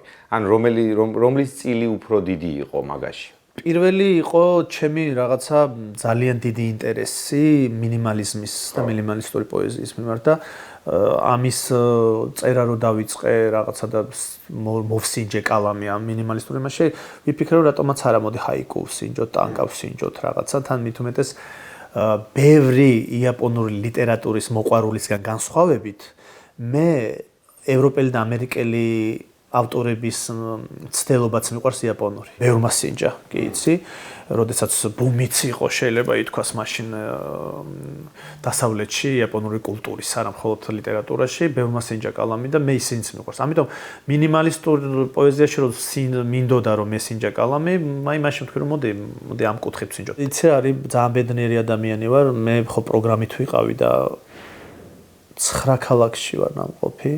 თითქმის ყველანაირი იაპონია ვნახე. და თან პროგრამა იყო იმდენ საინტერესო რა იყო, იცი, ამ პროგრამის ძალიან საინტერესო. რომ ოჯახშიც ცხოვრობდი. უნდა მეცხოვე ესეთი იყო პროგრამით გათვლილი და აღმოჩნდა ძალიან მაგარ ტიპთან, ანუ ვისთან ცხოვრობდი, თარგმნელი რუსული ლიტერატურის იაპონურად. ფაქტობრივად მასტერკლასები გავიღე. ოჯახში ცხოვრობდი უნივერსიტეტის პანსიონში. ცხოვრობდი სკოლის პანსიონში. ცხოვრობდი სასტუმროებში, რა თქმა უნდა, ისა და მასწავლებლის ოჯახში, რომელიც იყო შეზღუდული შესაძლებლობის ბავშვების სკოლის მასწავლებელი და მასთან ერთად ყოველდღე უნდა მევლო სკოლაში და მასთან უნდა მეცხოვე. ანუ ყველაფერი ვნახე, ანუ შეიძლება ითქვას ყველანაირი იაპონია ვნახე და სულ სხვანაირად ხედავ კიდე, ანუ ეს შიგნიდან, თუნდაც ის ოჯახში ცხოვრება, ეს არის ჩემთვის ხელგამოცდილება იყო და იმდენად თითქოს ხო ვიცნობდი რაღაცა ამ კულტურას, ჩემი აზრით, რაღაცა მანამდე სანამ წავიდოდი იაპონიაში, თითქოს ოჯახში ცხოვრებამ საერთოდ ყველაფერი დამინგრია. წარმოდგენა ის რაღაც სტერეოტიპებიც ისინი სულ სხვანაირი რაღაცები აღმოაჩინა. როცა მე ფაქტობრივად ამის წერა დავიწყე, მართლა იაპონიაში დავიწყე. იაპონიაში ყოფნის დროს მოვსინჯე, შეიძლება ითქვას, რაღაცები გამომივიდა და პირველი მაშინ Facebook-ზე ახალი დარეგისტრირება, მაშინ ანუ იაპონიდან ავტვირთვე პირველი და სხვა ფსევდონიმი მეწერა. მე დაიხვეწა იაკიკაბე მე დაიწერა, თორე სხვა რაღაცა მეწერა. აღარ მახსოვს. რამდენი არის დაბრაკული? ძალიან ბევრი. ძალიან ბევრი და ეხაც რომ მომცა ეს წიგნი ძალიან ბევრს დავბრაკავდი. იქ არის რაღაც ბავშვობა, იქ არის თამაშები, იქ არის სიყვარული, არის დაბადებები და გარდაცვალებები. ნაგასაკის სასაფლაო, რაღაც ასე შემდეგ. მაგრამ იქ არის სოციალური თემატიკაც. და ეგ სოციალური თემატიკა მე დიდი ეჭვი მაქვს, რომ ქართული ამბავიც არის მათ შორის. ჩემს სამშობლოში, სადაც ამდენი ღვთისმსახური და პოეტია ჩალად არ აღარ სიცოცხლე კაცის. და მოვიშველიებ ამასთანავე სახელმწიფო სახრჩობელაზე იმას, სადაც შენ ამბობ, რომ ზღაპრებშიც კი, სადაც დევები გვხვდებიან, დევებსაც კი აქვთ გული, ხო? და ეს გული თანამედროვე სამყაროში ნელ-ნელა უფრო ცივდება და რაღაც ბუტაფორია ხდება. რა მოსდის შენი აზრით, არ ვიცი, ადამიანს, ცალკეულს და საზოგადოებას. ხშირად მიფიქრია და ხშირად ვფიქრობ ამაზე. აი ძალიან მაგარი ავტორები გავიხსენოთ წარსულიდან რა. მაგრამ ძალიან ცუდი მოქალაქეები და პიროვნებები სავსეა. ხო, და დარჩა ტექსტი. ხო, და აი ხშირად ვფიქრობ ხოლმე ხა ჩვენ თანამედროვეები ხო არიან ვიღაცებმა მაგალითად რაღაცა სხვანაირი გზა არჩია, სხვანაირი კომფორტი არჩია, სხვანაირი ცხოვრების წესი აირჩია. ხო და აი რაღაცებს არ უპატიობთ და აი ხშირად ვფიქრობ, რომ შეიძლება რავი, ეს ადამიანები ხა, მაგრამ ამათი ტექსტი დარჩეს და რაღაცა. აი არ ვიცი რა, რომელი გზა და რაღაც, მაგრამ მე პიროვნულად არ შემეძლია, სხვანაირად არ შემეძლია. სინამდვილეში ბევრი გზა არსებობს, მაგრამ მე რაღაცნაირად ამ ილია ჩემს ძალიან დიდი ავტორიტეტია ზოგადად. ქართველი, ამაზე დიდი ქართველი მე არ მიმაჩნია. არავინ არ არის ჩემთვის ილიაზე დიდი. აი ილიას გზის ხალხი მიყვარს რა, რომ მოქალაქეებიც რო არიან. რა ვქნა, აი მე არ მესმის, არა თუ პოეტიც, არავისი არ მესმის, რომ დაუშვათ შენს ფანჯარასთან უმოწყალოდ სცემდნენ, თუნდაც მომიტინგეს და შენ შეგიძლია ფანჯარა დახურო და პეპლებზე წერო. აი არ მესმის. ამ ვერ გაგებით უამრავი მეგობარი დავკარგე. თან ისეთი მეგობრებიც და რომელიც ავტორიტეტები იყვნენ შემოქმედებით ამბავში, მწერლობის ამბავში და რაღაცა გამყვალავიც იყვნენ რაღაცნაირად გზების, მაგრამ რა ვქნა, მე ცოტა მკაცრი ვარ ამ ხრივ, არა მხოლოდ მათ მიმართ, ვინც ამ სისტემებს ქმნის და რეჟიმებს, არამედ მათ მიმართაც, ვინც ამ რეჟიმებს ასულდგმულებს თავისი დუმილით და ასე შემდეგ და მე ნაკლებ დამნაშავედ არ მიმაჩნია რეჟიმის შემქმნელი და მსახური, ვიდრე ისინი, ვინც რეჟიმს ეგუება და დუმილს ირჩევს და მგონია, რომ რეჟიმი ვერ იარსებებს, რომ ასეთი ადამიანები არ არსებობდეს. ჩვენ ხო პრეტენზია გვაქვს, რომ საგნებს უფრო ღრმად ხედავთ, ვიდრე ვაკვირდებით. ხო, და ამიტომ აი როგორ არ ვიცი, ცოტა რთული ამბავია. აი ჰემინგუეს ამბავის და სულ ამ ჩემს ერთ-ერთი უსაყვარლესი წერალია. სულ ვფიქრობ, როგორ შეძლო ამ კაცმა, რომ აი ამ რეჟიმთან არსებობა და ცხოვრება და შეიძლება თქვას ამართლებდა კიდევაც ხო, იმიტომ რომ მეგობრობდა ხო მარკესი თუნდაც ხო აი უდიდესი. ხო და არ ვიცი, აი აღარ ვიცი რომელი ის, მაგრამ როდესაც ჩემს სამშობლოს ეხება, ჩემს შვილს, ჩემს ძმას ეხება, ჩემს სისხლდახურს ეხება და რა ვიცი, ყველაზე უმაღლესი რაც გამაჩნია ეს არის ჩემი, რა ვიცი, მე რაღაცნაირად ცხოვრებამ შემძინა თუ დავიპადე რაღაცა ძალიან პატრიოტული რაღაცები მაქვს, რა ვქნა შინაგან და როდესაც ჩემს ასეხებ ვეღარ გპატიობ რა, ვინც არ უნდა იყო მეგობარი ხარ თუ გენიოსი ხარ თუ რა ვიცი, რაც არ უნდა შექმნა, რაც არ უნდა დატოვო, ვერ გპატიობ და ვერ გაპატიებ რა ვქნა რა. და სხვათა შორის მე მქონდა ძალიან ისეთი ურთიერთობა ლიტველ პოეტებთან ერთი პერიოდი ნანა დევიძე არის ძალიან კარგი თარგმნელი, მისი დამსახურებით რამოდენიმე ასე ვთქვათ ფესტივალში პროექტში მივიღე მონაწილეობა და აი ამ ხალხს ვაკვირდებოდი და მე რა თქმა უნდა ისედაც ვიცით ჩვენ ხო ამ ერთიანაირი რაღაცა ისტორია გვაქვს ამ საბჭოთა ქვეშ ვიღავთ ხო და იმდენად პრინციპულები არიან და იმდენად ღირსეულები არიან, ისე უჭირავთ თავი, აი მისაბაძები. იმიტომაც აქვთ ის სახელმწიფოებრიობა დღეს ასეთი როგორიც აქვთ და სხვათა შორის ყველაზე ჩვენი დამცველები და ყველაზე ახლომდგომები ეგენი არიან ახლა. ხო, იმიტომ რომ იციან რა არის ეს ბოროტების იმპერია, რაც წარმოადგენს პოლონეთი და ბალტიისპირეთი. შე როგორც ადამიანი, რომელიც ისტორიას ასწავლიდა ამდენი ხნის განმავლობაში. რა გონია საქართველოს უახლეს ისტორიაში მთავარი შეცდომები რომელიც დაუშვით. არასოდეს არ ვაანალიზებთ წარსულს. არ გაკუთილებს საკუთარ შეცდომებზეც ვერ ვსწავლობთ. ჩვენ აი საბჭოთა კავშირის შემდეგ ერთხელაც კი რთული წლები გქონდა ომები, იქ სახელმწიფო გადადა 1000 რაღაც ხო გამო, მაგრამ არასოდეს არ ყოფილა რომ ანალიზი ყოფილიყო ან საბჭოთა პერიოდის, მაგალითად ჩემთვის წარმოუდგენელია რომ საბჭოთა კავშირის დანგრევის შემდეგ სულ რამოდენიმე თვეში ხელისუფლებაში მოვიდა იგივე საბჭოთა ნომენკლატურა. აი მაგალითად მე ძალიან მკაცრად ვიტყვი რომ ეს რეჟიმი რო წავა და თუ წავა და მშვიდობით ღმერთო რა ვიცი მშვიდობით იყოს მე ვფიქრობ რომ ლუსტრაციის კანონის მაგვარი უნდა იყოს რომ ხელისუფლებაში ვეღარ უნდა მოვიდეს ცეკას დიუნები რო იყვნენ და კგბ-ს აგენტები რო იყვნენ და ასე შემდეგ რომ ხელისუფლებაში ისევ დაუშვით და აი ლუსტრაციის კანონი, კაი, მესმის იყო მტკივნეული, იმიტომ რომ საქართველოში ძალიან ბევრი დიდი პრობლემა იქნებოდა და ოჯახები და შეიძლება დანგრეულიყო და ეს მაგრამ ბევრი იყვნენ. ხო, მაგრამ ეს ხო რეჟიმი იყო. აი ხა წარმოგიდგენია შენ რომ დავუშვათ ჰიტლერული გერმანიის შემდეგ იგივე ხალხი რო უფლება მისცემოდა რომ ხელისუფლებაში მოსულიყო ან მეთამდეობა. ეს ხო წარმოვიდგენ ეს რეჟიმების ის ხო ეს არის. რეჟიმი თუ არ გასამართლდება ხო უნდა რაღაცა დამთავრდეს იმით, რომ ის ტიპი, რომელიც მონაწილეობას იღებდა უამრავ დანაშაულში, სისტემურ დანაშაულში, რომ მოვიდეს ისევ ხელისუფლებაში. აი ყველაზე დიდი შეცდომა არის ზუსტად ეს, რომ ლუსტრაცია არ მოხდა და ვინ არიან დღეს ხელისუფლებაში, მოდი გადავხედოთ. ხატრულმა ლიტერატურამ დაარქვა თუ არა ყველაფერს თავის სახელი და აღწერა თუ არა ყველაფერი ისე, რაც იყო. მე მგონი ლიტერატურასაც აქვს გარკვეული ცოდვა მაგ მიმართულებით. თუ თლიან ლანდშაფტს გადავხედავთ, ლიტერატურა უფრო სუფთა მაგ საკითხში ვიდრე სხვა რამე. ვიდრე თუნდაც კინემატოგრაფია, კიდე თეატრი, მაინც ლიტერატურა უფრო სუფთა და უფრო პირნათელი არის. ალტერნატიული მეხსიერების ამბავში მაინც შეგვიძლია რაღაცები ვეძებოთ აქ. აი დავუშვათ თუ კომისიები იმუშავებს და ყველაფერს გააყალბებს და ეროვნულ ნარატივს შეცვლის, ლიტერატურაში მაინც ვერაფერს ვერ შეცვლის და არიან ავტორები, არის წიგნები, რომლებიც დარჩება არის და ინახავს ამ ხსოვნას და მეხსიერებას. ამ ბოლო დროს რაღაცა, არ ვიცი, ასაკის ბრალია შეიძლება ითქვას, მემუარები და პუბლიცისტიკა ძალიან უფრო მიტაცებს და ვკითხულობ და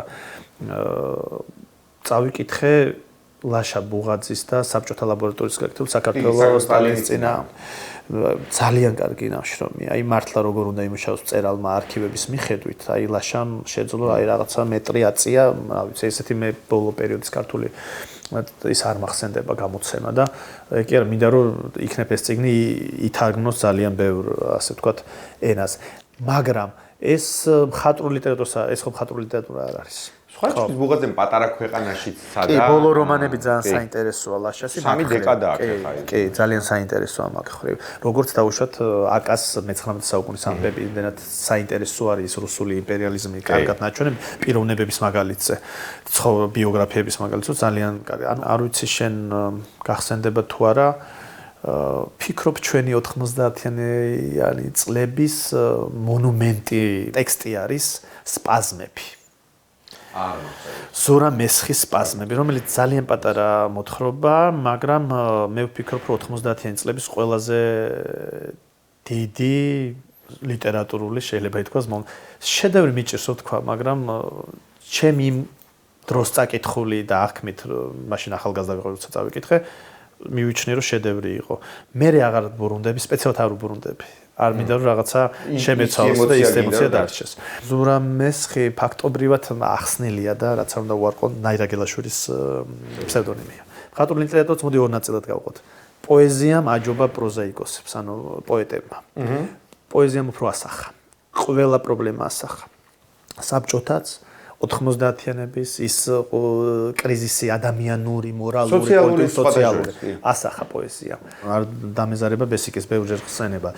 ზვიად რატიანი, რომელიც შეიძლება ითქვას ამ ბესიკის შემდეგ ცოტა უხერხულია ასეთ რაღაცების თქმა, მაგრამ ბესიკის შემდეგ რაღაცა ის პოეტური ეპოქაც განსაზღვრა ზვიადმაც და რაღაცა მიმართულებაც მისცა სხვათა შორის. თანამედროვე ავტორებს რო დავაკვირდეთ, ძალიან ღირსეული შვილები არიან ბესიკის და ზვიადის. მაგრამ ფაქტობრივად ამათი რაღაცნაირი ის არის მაინც ეპოქა არის. და მთავარი რა არის კიდე ძალიან საინტერესო ამბავია. საბჭოთა პერიოდის შემდეგ პოეტი როგორც ასე დაიკარგა, ხო? ევრონული მოძრაობის დროს გამოჩნდნენ, რომლებიც იყვნენ ასე ვთქვათ, თუნდაც რა პირველი პრეზიდენტი თვითონ პოეტი იყო, ხო და მთარგმნელი. მაგრამ თვითონ პოეტის ეს ავტორიტეტი, რომელიც საბჭოეთშიც ქმნიდნენ ამ ავტორებს, თვითონ კომუნისტურ იმაშიც იდოეს ყოფილიყო, უცებ რომ ქართველი პოეტები გამოჩნდნენ რაღაცა ეროვნული ლირიკით, ხო? ის თელი თაობა 60-იანელების უცებ რომლებიც ხოლმე პარტიის წევრები იყვნენ თავის დროზე, თუნდაც ჯანსუღი, თუნდაც მუხრანი, მურმანლებაძეები და ასე შემდეგ. რომლებიც რაღაც ეროვნული ლირიკის ახალი შემოიტანეს. მე ხო პოეტი დაიკარგა 90-იან წლებში ავტორიტეტის სახელი, ეს ძეგლი, პედესტალი პოეტის აღარ იყო. და მოხდა ძალიან საინტერესო რაღაცა. როდესაც თავიდან გამოჩნდა პოეზია, არ გამოჩნდა ავტორი, გამოჩნდა ლექსი. ამ ტექსტით დაბრუნდა. ეხა ხო პერასკენ მივდივართ. ეხა პერასკენ მივდივართ, კი.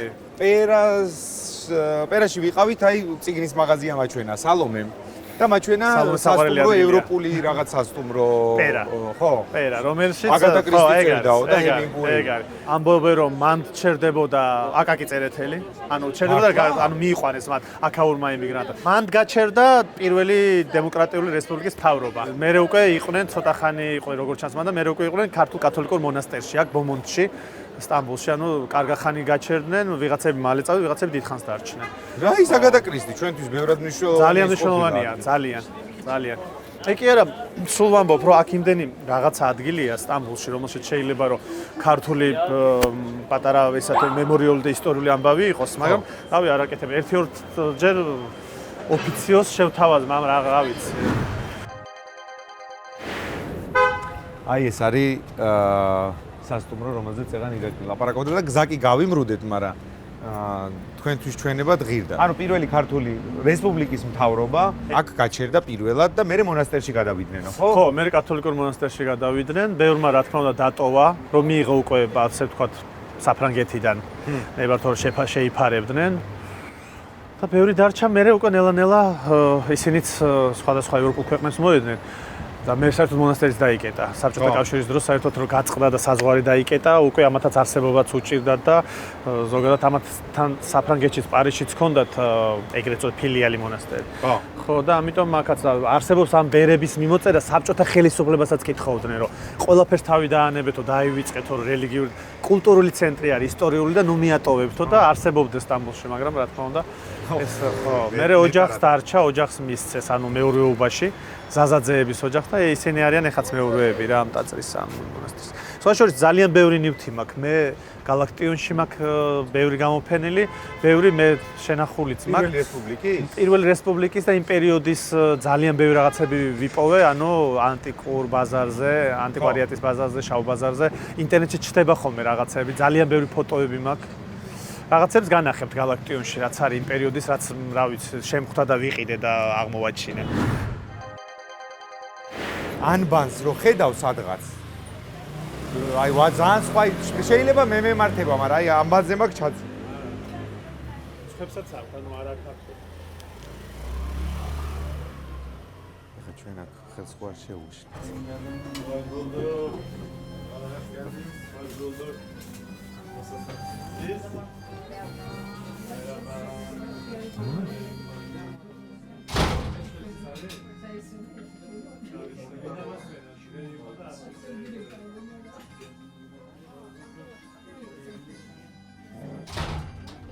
ეს ბენზის პონჩი გამოდე, ეხლა დღეს ახალ მოდი. სტამბულელი მწერალია.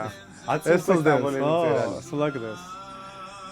აქ ეხა არეულდარეულობა თორე სხვანაირად ალაგია ხო. რაღაცებს ვყიდიდით აქ, ანუ ქონდა. ეხა აღარ სულ ფაქტობრივად გაიყიდა რაღაცები. ანუ ქართული ლიტერატურა თურქულად რაც ქონდა, აი ცოტაა დარჩენილი რაღაც არის. აი რა ჯავახიშვილი, ლამბალობა ყაშა, თეთრი საყელო, დავით კლიაშვილის სამანშვილის დედინაცვალი, შუშანიკი, ანტონი და დავითი კაჩხაძის თურქულად. თურქულად, ხო.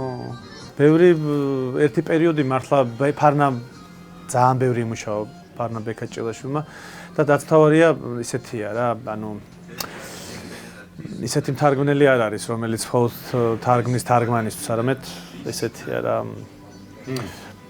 მაგრა თარგმნის. საერთაშორისო ხო ჭირს ძალიან ჭირს, ანუ ქართულ ვარიანტში ძალიან ჭირს. ისეთი არიან, მაგრამ პირიქით არიან, იმიტომ რომ ძალიან კარგი სკოლა იყო თურქოლოგიის საქართველოში. აი, შვეიცარიელზე ლაპარაკობდით, საოცარი თარგმანია ფამუქის. და არა მხოლოდ, იმიტომ რომ ის არის ბევრი კარგი თარგმნელია. მართლა მგონია, რომ লিას თარგმანი უკეთესია ვიდრე ორიგინალი, ხო? მართლა მგონია.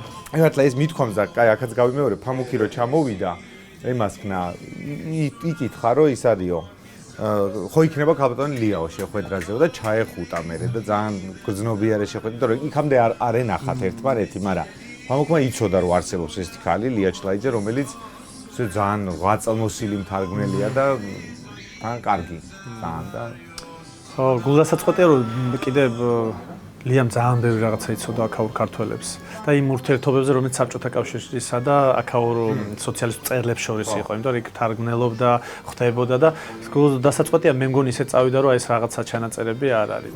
სახელი გალაქტიონი ძალიან ესეთი ბევრი ფიქრის შედეგია თუ აი იცოდი რომ გალაქტიონი თან ფიქრის იყო და თან რაღაც ადვილად გამოვიდა.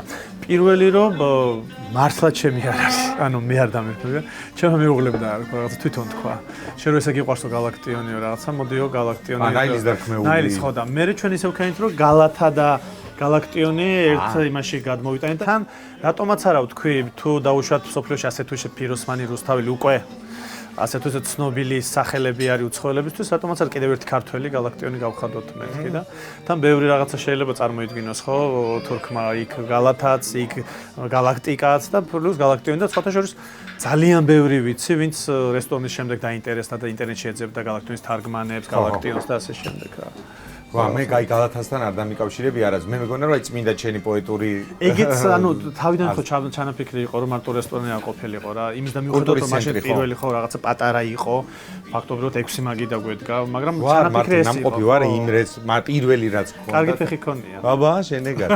შენეგად. კარგი ფეხი ქონია. ანუ რაღაცა რადგან ცენტრის ამბავი იყო ლიტერატურული რაღაცა შეხვედრების ადგილიც გვინდოდა ყოფილიყო რაღაცა საინფორმაციო საქართველოზე ადგილი, ამიტომ რაღაცა გალაქტიონმა სხვა ისიც შესძინა ამ იმას სახელმა და ამიტომ ხანდახან რესტორანს არც უწოდებ, აიცი რა, თავიდანვე ესე ვთქვით რომ კაფე და ეხლაც კაფე, იმიტომ რომ რაღაცა გალაქტიონი რესტორანი ჩემთვის ცოტა უხეშად არის რა. ვა, ძალიან ისეთი ავთენტურად ქართული გემოვნებიანი რომ ბევრი რაღაცა დამიგროვდა, რადგან ვეძებდი ნივთებს, აქაურ ქართველების კვალს, არტეფაქტებს, ბევრი რაღაც დაგვიგროვდა, ძალიან ბევრი რაღაცა და აი რა ვიქით, მე კიდე განახებთ, რავი, აი ეს რაც კი არის ძველი გერბები ისინი სულ ფაქტობრივად ალბათ ქართული და ქალთა ვაჟთა და ქალთა ქართული სკოლები არსებობდა მონასტრის ბაზაზე და იქიდან არის ფაქტობრივად შეიძლება ითქვი, იმიტომ ყველა წარწერები აქვს უკან და რაღაცა ისენია.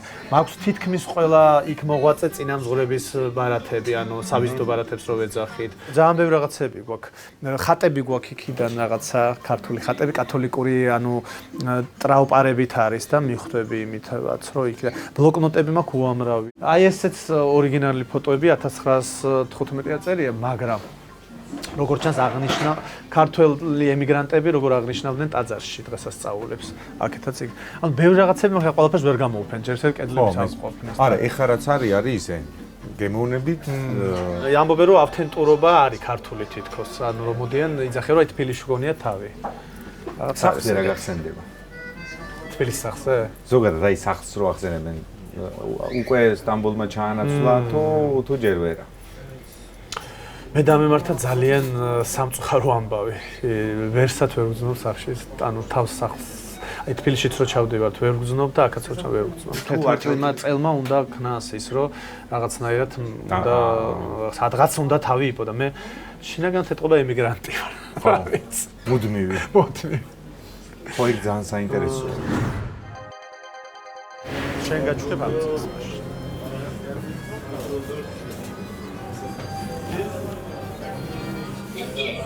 სათხარ. კატალოგზე კარგად ისაუბრა. ძალიან, აი ისეთი კაი ეპიზოდი გამოვა რომ ვერ წარმოიდგინე.